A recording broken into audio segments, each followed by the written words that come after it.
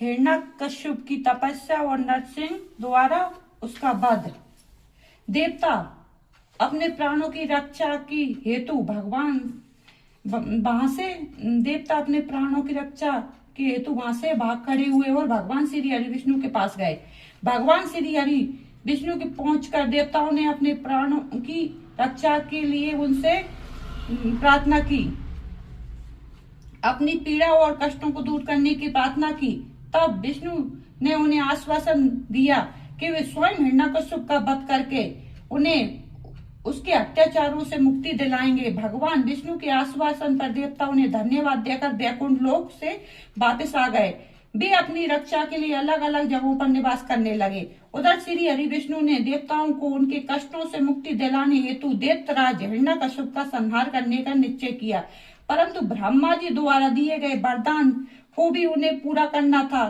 तब विष्णु ने ऐसा रूप धारण किया जो आधा मनुष्य जैसा था और आधा शेर जैसा था। ऐसा अनंत भयानक रूप धारण करके विष्णु जी अग्नि के समान प्रलयकारी नजर आ रहे थे और नरसिंह के रूप में श्री हरि ने दैत्यराज हिरण्यकश्यप की नगरी में प्रवेश किया। उस समय सूर्यास्त का समय हो रहा था।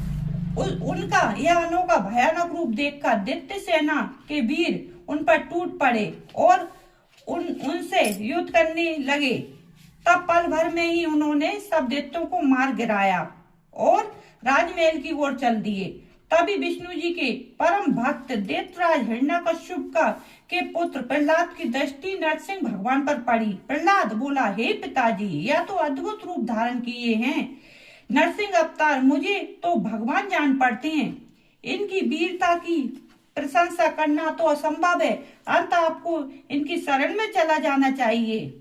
अपने पुत्र की इन बातों को सुनकर दैत्यराज हिरण्यकश्यप को बहुत क्रोध आ गया। वह बोला, पुत्र, तुम बिना कारण ही भयभीत हो रहे हो। तुम दैत्यों के अधिपति के पुत्र हो, तुम्हें इस प्रकार कायरता भरी बातें कदापि नहीं करनी चाहिए।